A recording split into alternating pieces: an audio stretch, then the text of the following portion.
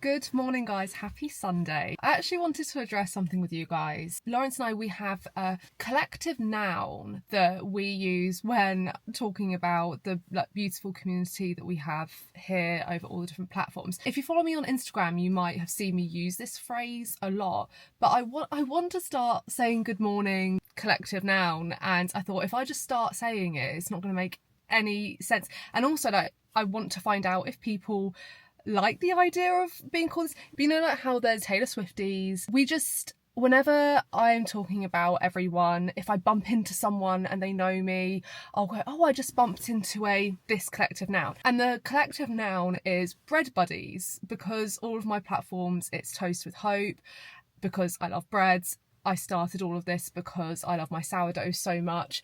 And how do we feel about this? How do you feel about being called a bread buddy? Because it was actually my colleague that said this to me.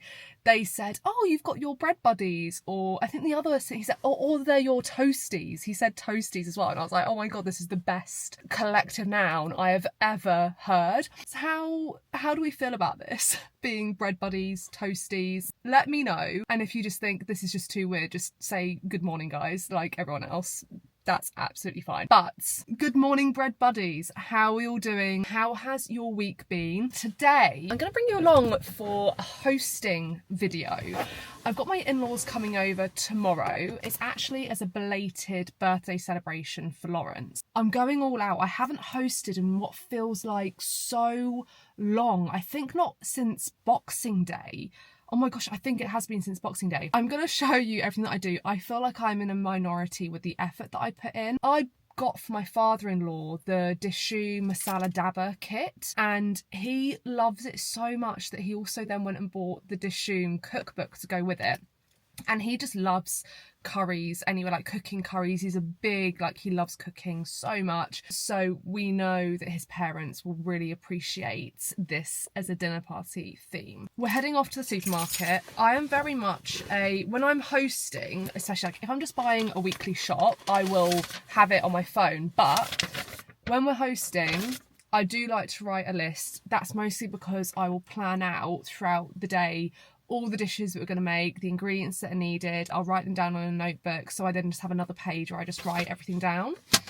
So we've got a list. I never normally use curry paste because I like to make my paste from scratch, but because we're doing so much food, we're doing nibbles, starter, main, dessert, I am doing a bit of a shortcut with the starter dish, which is Indian tartan. There's a really good brand of curry paste that's actually by a restaurant. I've not tried it, but a load of other food content creators that I know have said it is the best curry paste to use if you're going to use one.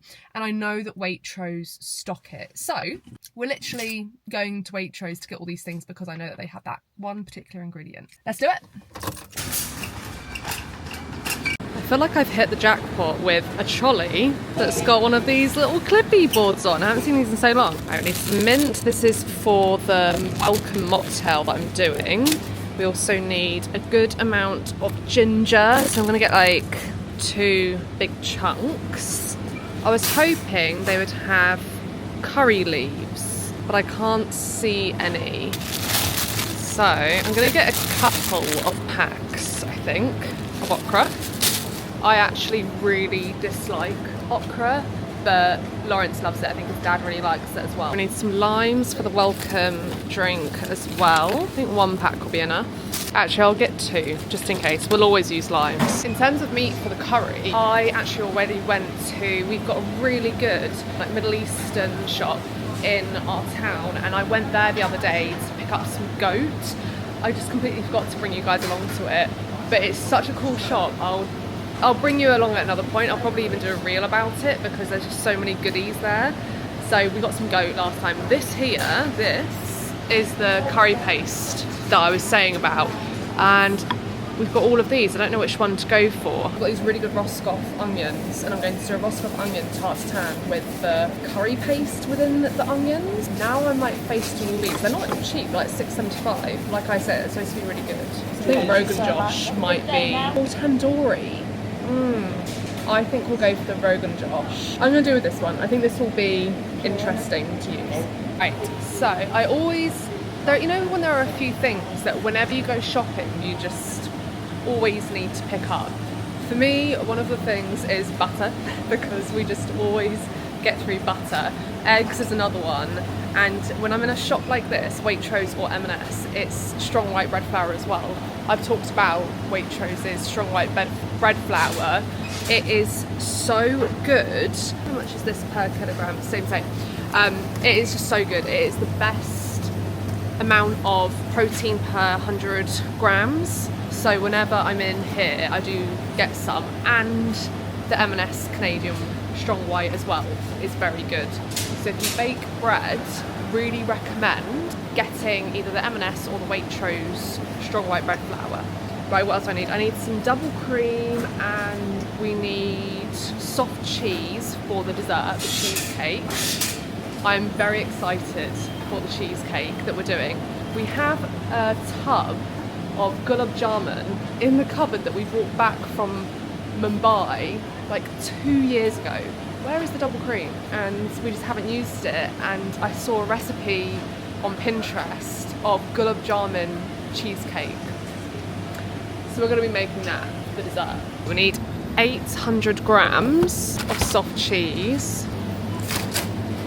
Then we need some double cream. I need 300 ml, and that's perfect amount. Right, here we are. This is the one that I'm on about. It's £1.40 for a 1.5 kilogram bag, which is very good value. I think the Alison's one is a kilogram for £1.90, and like the protein level is less than this.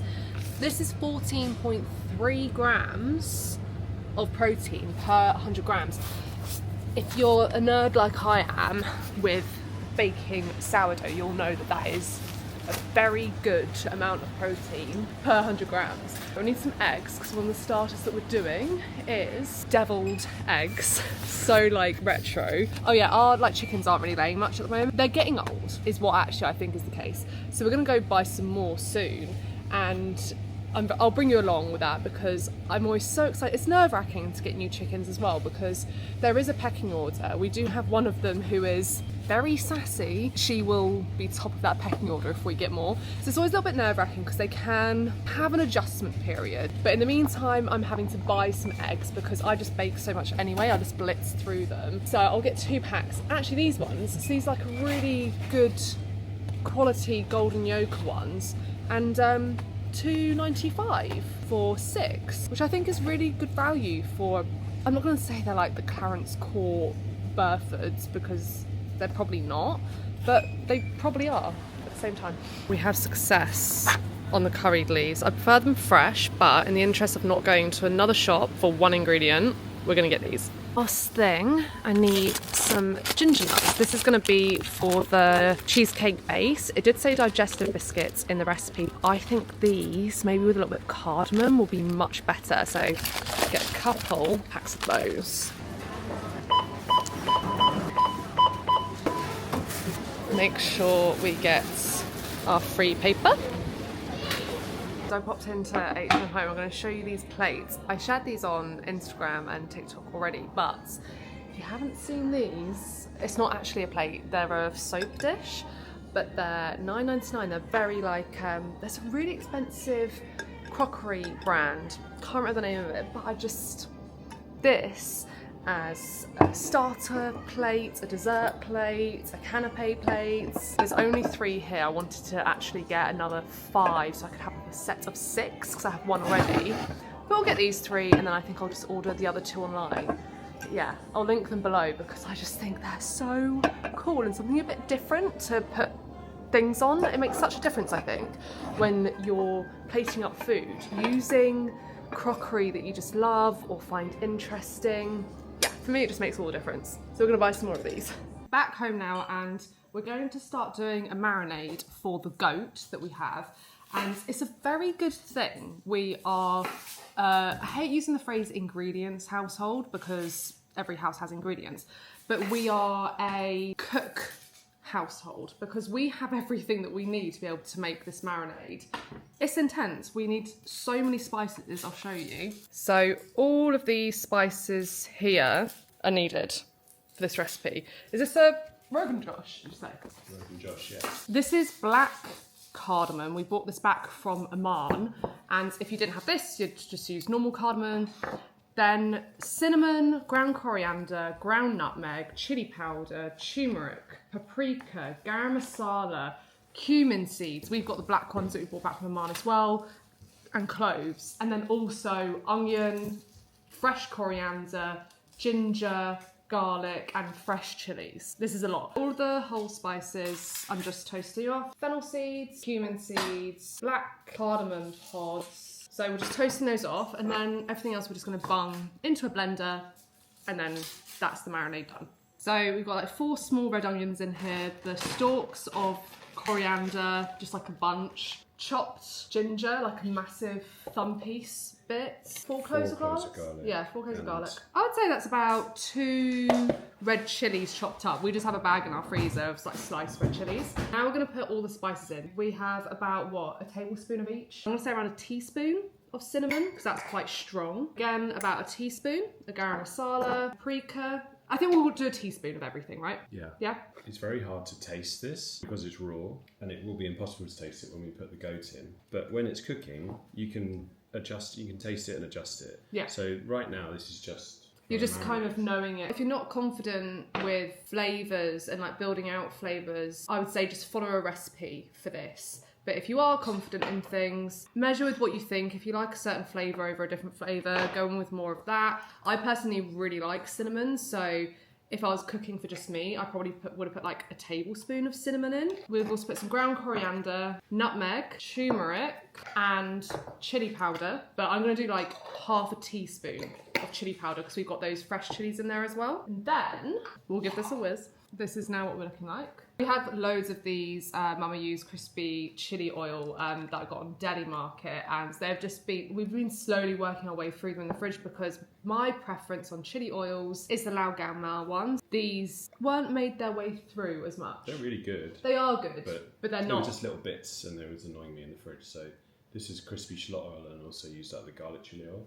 And we had a takeaway the other day, and it had some sort of salsa in it, so I chucked all that in there. It's kind of more like a chutney though, wasn't it? Yeah, a bit of water to loosen it up, so that can go in. So that's a really good way of just using things using up. Stuff up. A whole can of Chopped tomatoes. Chopped tomatoes. We haven't put any salt in. We can do that. Yeah, I'd probably say we need a little bit of salt at this stage, and maybe a little bit of sugar as well to offset the acidity of the tomatoes. But I'm going to do brown sugar because I think it will be better for this. Again, like a tablespoon. We do actually have palm sugar, which probably would have been better. And I think that's it. We'll probably put some yogurt in once that's all done, and then put the goat in. Here's the marinade done, and then we've got our goat. I hope there's enough meat on this. No, it's good for flavour, but I'm not sure there's a huge amount of meat. Well, I asked for a kilogram, and that is a kilogram, but it's got the bones in there. Do I pop out and get lamb to go with it? For 4 people, it's probably not, especially as we like to over cater, 2-3 tablespoons of yogurt in there as well. We'll cover this, put this in the fridge, and I'll see you tomorrow morning. I'm gonna get this on like first thing, nice low and slow, so it cooks throughout the day. I might be popping out before then to get more lamb. Anyway, into the fridge, and I'll see you tomorrow when we do the rest of the prep. See you then. Good morning, guys. I'm just getting a loaf in the oven before I start cracking on with all of the hosting bits. Someone in my village dropped me a message on Instagram saying, oh, I've been to the market and there's a stand that him and I have talked about before. Like, we dog walk regularly together. He's mentioned this particular stand. He sent me a message on Instagram saying that he was at the market and he picked up the pickles that we were talking about that was from that stand, and if I wanted to come by and pick them up. I was like, oh, that's really kind of you. I'll bring you a loaf of sourdough in exchange. So I am just getting his loaf of sourdough into the oven, and I'll drop that round to him later and pick up those pickles. So we'll get this on, and then I'll check back in when we're ready to get going.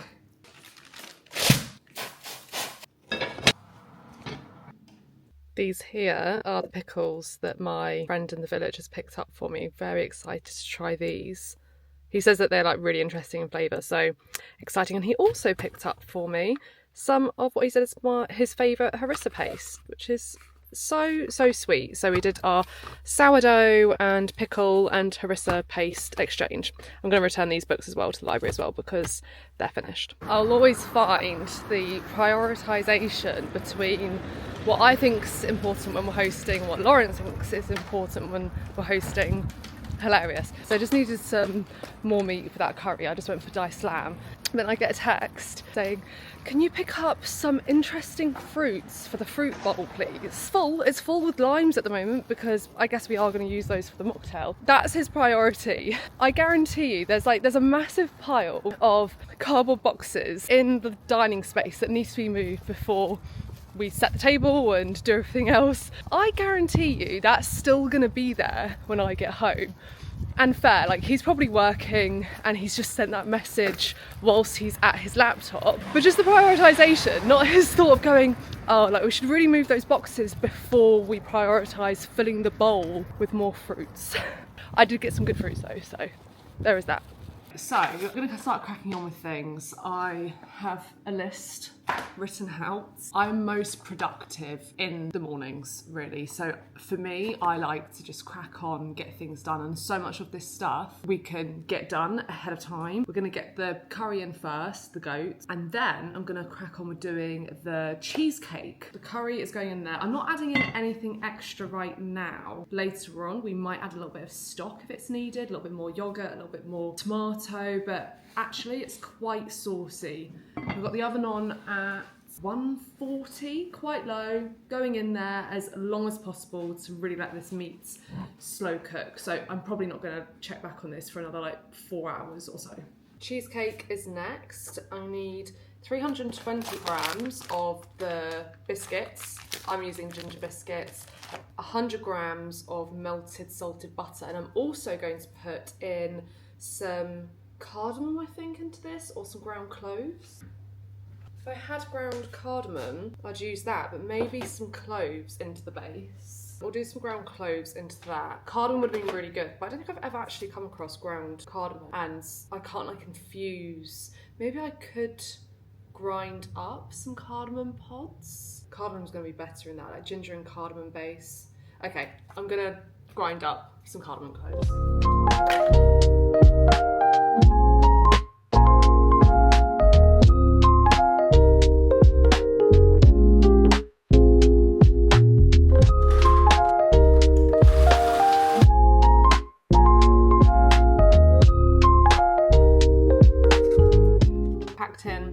Base there, with filling now. 200 grams of sugar, 60 grams of corn flour, 800 grams of full fat cream cheese and vanilla. Mix that together, and then we add in 150 ml of double cream, mix that in, another 150 ml of double cream, mix that in, then 160 grams of melted white chocolate, mix that in, then we'll assemble it. Let's get first mixing the sugar, corn flour, cream cheese and vanilla.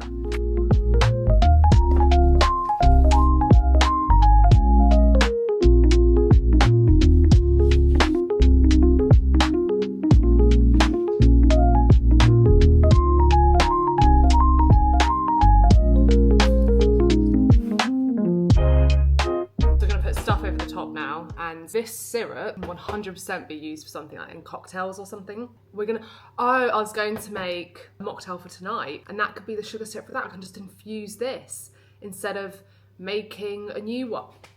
Perfect. Yeah, because I was going to do what flavours was I going to do? I was going to do tamarind, palm sugar, fennel seed and ginger syrup. Now I can just use this and infuse this with toasted fennel seeds, fresh ginger and tamarind, and then strain it out. That's made me very happy. Okay, it's done. I have no idea how this is going to turn out. It's quite a chunky guy. But anyway, we're going to bake it and see what happens. Into the oven, 170 degrees for 40 to 50 minutes. I'm going to probably do 40. My oven runs really hot, but we'll check on it in 40 minutes and see what it's like. So with that syrup that we're going to make, I've just put some fennel seeds into a pan and I'm toasting them off. Then I'm going to bash up some ginger in the pestle and mortar, add that in, toast that off a bit, Then I'm thinking we'll just add the tamarind paste and some of the syrup and let it infuse and strain it off. The tamarind paste probably will make it a different colour and quite murky because it's like this kind of stuff. When I was in Gole the other week, I did have a tamarind mocktail and it was a little bit brown and murky, but it tasted amazing and it seemed to just work. It kind of almost looks a little bit like peachy in colour, if anything, so I'm anticipating it being like that. So we have here the leftover syrup with the bashed ginger and fennel seeds. I'm going to put this back on the heat. It won't actually need that long because it's already a syrup, so it doesn't need to like cook down or anything. That should be that done. Thinking of like muddling fresh lime, mint, maybe curry leaves, maybe green chilli together, adding the syrup, adding a bit of soda water, and then straining it and having that as the welcome mocktail. So fingers crossed that works. I think it will. Lawrence is much better with the mocktail side of things. So he might be able to impart some wisdom as to what we should do with it when we get round to that part of the hosting. Whilst that's bubbling, I'm going to boil the eggs ready for the deviled eggs like canapé that we're doing. I always like to have a welcome drink and some snacks out straight away. I just want people to be really comfortable when they first arrive, that they aren't wanting for anything. I will always say as well, once you've got the first drink, feel free to help yourself to anything else. I'll obviously keep an eye on people's drinks and top them up and ask if they want anything more, but it's very much a don't feel like you're rude going into the fridge and getting more drinks at all. Make yourselves at home, and I don't want you to be thinking, oh, when's the first load of food coming out? So there's always snacks. So we're gonna do deviled eggs as said snack. And I just think they're such a cool retro canapé to have. So we're going to boil 12 eggs now. Lawrence and I were just talking about how many eggs we think there should be per person, like halves of eggs.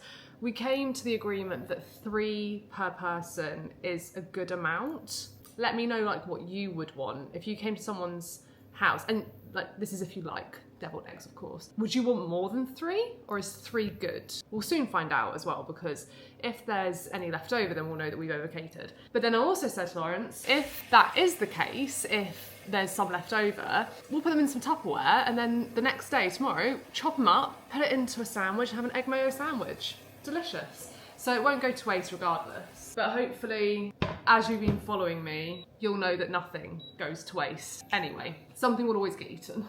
Eggs are in. I'm actually having to Google how long to cook an egg for when you want it hard boiled, not. Because I always do a jammy egg. My method is always room temperature egg into hard simmer water. Depending on the size, if it's a medium small egg, 5 minutes 45 seconds. If it's a larger egg, 6 minutes, then straight into an ice bath. And that for me is like the perfect, you get really runny yolk. But with deviled eggs, you obviously need to cook them longer because you whip the filling with mayo. You don't want it to be runny. So I'm actually just looking at Nigella's recipe for deviled eggs. She says to boil for 1 minute, then turn the heat off and leave the eggs in the pan for 12 minutes, which I don't think is right.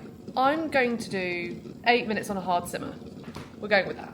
Eggs are done. I did have this ready to put them in, but after Nigella's comments about letting it sit in, I feel like a blend of the 8 minutes on a hard simmer and that will work. So I'm just going to leave that in there. Also, the cheesecake is done. It's looking pretty good actually. So I'm just going to leave it to cool down in here for a bit and then we'll put it in the fridge to cool down. But the recipe that I did find did say to chill it overnight. But when I've done things like a Basque cheesecake before, I found that chilling it for like 4 hours is more than enough. So we'll leave it to cool down, put it in the fridge. By the time that we have dessert, it'll be absolutely perfect. Let's give this curry a little look to see what it's looking like, see if we need to add any liquid or anything to it. It does smell so good. Oh, okay. Looking really good. Let's give it a taste as well, actually. That's good, just needs a little bit of seasoning, I think. That meat's getting there slowly. It's good.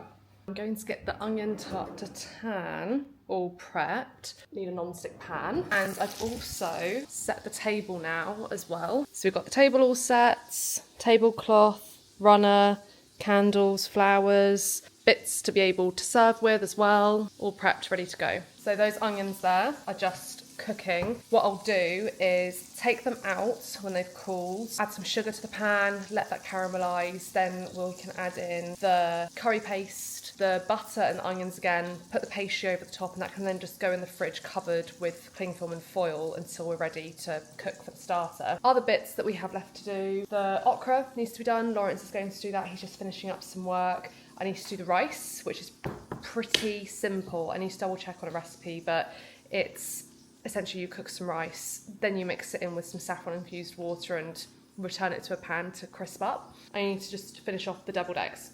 Again, this is really simple. You like halve them, scoop out the yolks, mix the yolks with some mayo, curry powder, whatever else you want, what other seasonings you want, and then I'm just going to leave that in a piping bag in the fridge with the hollowed out whites ready for a little bit closer to hosting, where I can just pipe them all on and be done with it.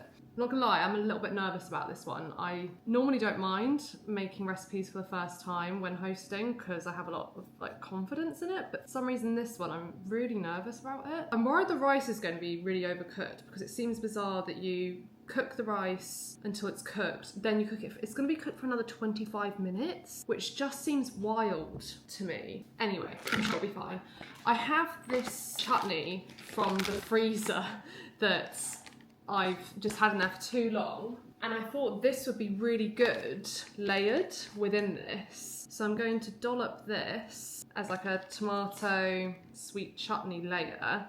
Then we'll put the other rice back on top of that. But this, we're not going to be able to finish now until we're like close to serving. Put the rice over the top, the white rice. Then you essentially like cover it with a tea towel with a cloth and then put a lid over the top of it and it will steam. You cook it for like 25-30 minutes and then you turn it out. I don't know. I'm so skeptical about this. Not about this like dish, obviously, like this is a very popular Persian dish, but just about this particular recipe and if this is the right method to be doing it. I know if you've cooked Persian rice before, you may be like screaming at the screen right now telling me this is either great or it's not and it's gonna fail and it's gonna be rubbish. But if it's the latter, that's fine, because we have a delicious curry already, and we can just cook more rice to have with the curry. So it's not the end of the world if it doesn't work out, it's just not ideal. I hope it does work, because I think it could be a really lovely showstoppery piece. I do have a little bit more faith in it now, actually, now that it's all assembled. We're gonna leave it like that. Let's get this tea towel, and then we just tie this around here. Obviously, if you had gas, you'd have to be so careful about this with like it being near a heat source, but we have induction. We've got this like fabric covered cloth that goes over the top. When we're about half an hour out from having the mains, we're going to put this on a high heat for 5 minutes, then turn down the temperature to a medium heat and let it cook for like 25 minutes, and then hopefully we'll be able to turn it out on a plate. I don't know. Wish us luck. A couple of hours have passed and we are pretty much ready to host. We've got here the welcome Mocktail station. I just did a taste of the Mocktail, really good. We've got the okra here. I'm not a fan of okra. Lawrence loves it. I think your dad loves it. I'm not a huge fan. And then we have the rice ready to go as well. I'm now gonna put the tarte tatin in the oven as well, because that needs like 40 minutes. Lawrence has lit all of the candles on the table and we have such a nice lighting set up here now. This lamp didn't used to be here until like a month ago, and this here is actually a little sign that says on air. It's a vintage Japanese Sony on air light. Lawrence got me it for Christmas because the idea was when I used to film in a certain area of the kitchen, I would have to say to him, oh, I'm recording, can you be quiet when you come in?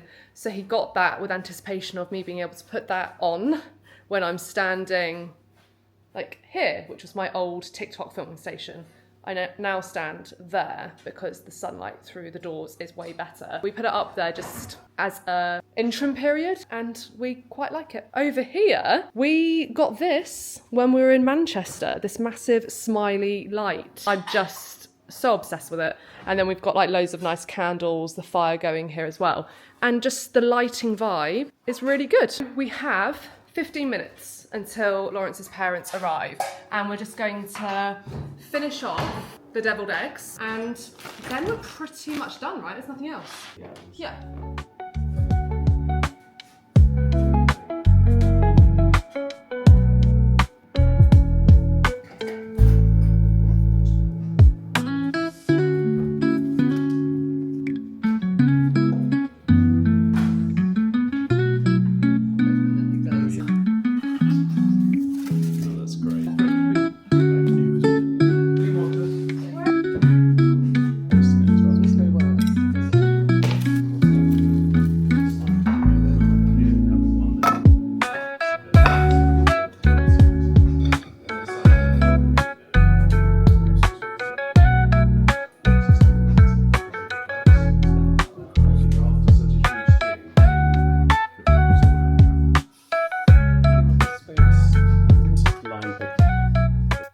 Just finished hosting. It's late for me. I go to bed really early, but food-wise, everything was so perfect. I probably would like to have done another canapé, really, if I thought about it. But then I say that, I just think that sometimes we over cater anyway. So I say, oh, it would be nice to have another nibble, but there was more than enough food. There really was. Onion tartare was amazing, really gorgeous and sweet. I would definitely buy Roscoff onions again. They were incredible. The deviled eggs were really good, and main course, the rice turned out excellently actually. So we've got sensor lights in our bathroom and they keep on going off. The rice actually turned out perfectly. I'm so glad, because as I said earlier, I was so worried that that rice wouldn't turn out well, but actually it was perfect. Really good. Definitely going to do that again.